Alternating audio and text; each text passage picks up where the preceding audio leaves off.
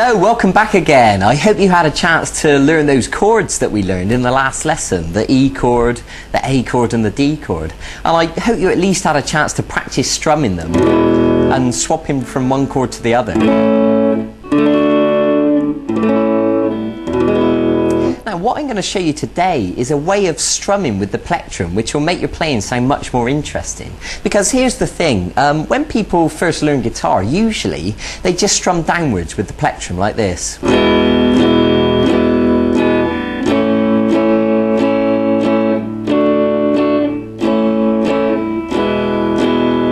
And that's okay, but after a while you'll find that that starts to sound quite boring. So what I want to do is give you a more interesting strumming pattern that will make it sound a lot more alive. And also I'm going to show you a new chord today. It's the G chord. So this strumming pattern is a downstroke, an upstroke, a chop, I'll explain that in a minute, and an upstroke.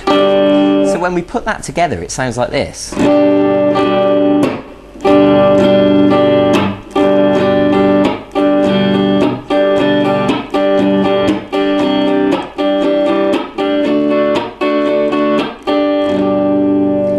And you can see that it gives it a more interesting sound because the chop is quite percussive. To me it sounds a little bit like a drum kit when the drummer hits the snare, especially if you're the sort of person that might be busking on your own or playing acoustic guitar. Then it's really going to be useful for you to get used to this strumming pattern, and it will make your playing sound much better. Okay, so let's begin. Now the first thing I want to show you is this new chord, the G chord. I think you'll find it straightforward. It's the middle finger on the 6th string at fret 3, the first finger on the 5th string at fret 2, and then these two fingers, the 3rd finger goes on the 2nd string at fret 3, and the little finger goes right next to it on the 1st string at fret 3. So if you just want to look at that chord diagram next to me just to clarify what those notes are, and you're going to use the plectrum to strum all the strings.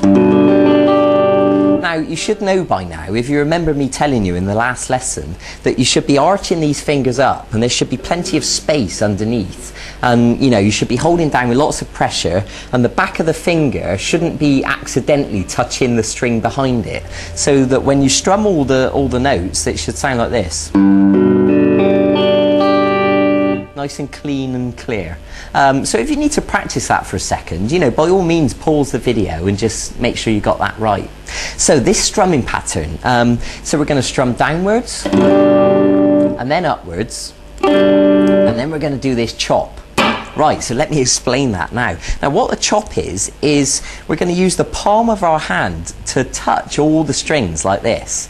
And what happens is our hand comes, the palm touches all the strings, and then the plectrum follows through, but because we're touching the strings all the notes are muted like that. Now you shouldn't be able to hear any notes at all. If you can hear anything like that, then you need to make sure you're holding down on those strings with more pressure, and they should be totally dead. So that'll take a little bit of practice, and eventually you can bring your hand down and chop all in one motion like that. Okay, so just to clarify, I'll tell you again, make sure that the palm of your hand is laying across all those strings and effectively, killing the notes. Okay, so what happens is you're going to practice it until you can do it like that, nice and smooth, all in one motion. Okay, so that's the chop, that's how it works. So when we put that into the strumming pattern, we're going to go down, up, chop, and then up again. So it'll sound like this.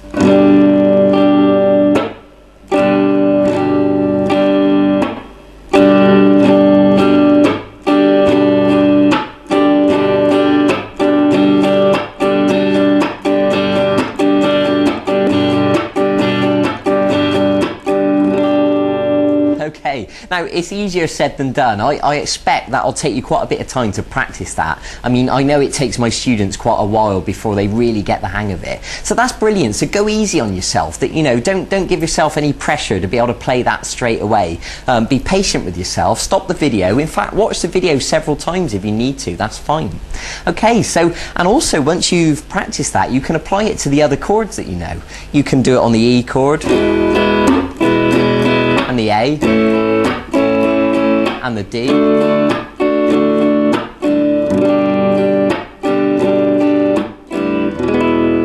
And you're at a stage now that you can start experimenting with these chords, and you can begin to, you know, create your own sequences and start writing your own songs. And as you learn more and more chords, then you'll be able to write more and more interesting songs. Okay, so that's what I want you to do. I want you to practice the G chord, as well as practicing the 3 other chords that we learned before. And I want you to practice that strumming pattern, the down, up, chop, up. And go and get on with that and really dedicate yourself to it. You know, make sure you can really do it smoothly. Okay, and I'll see you in a few days for the next segment of this e-course. We're going to learn something a little bit different. We're going to move away from chords, and we're going to learn what's called the blues scale. And I'm going to begin to teach you how to improvise. So it's all going to get more exciting from here on in. So thanks for joining me. Go and get on with that. Go and begin practicing right now. And also, if you want to go and look at the website and check out the archive and see if there's any songs you want to learn, because if you're brave enough to sort of, you know, go and tackle those now, then that would be brilliant, and you can start to build a repertoire of songs that you can play to people, you know, play at parties or whatever. So thanks for joining me. I'll see you in a few days for the next segment of this course. Bye bye.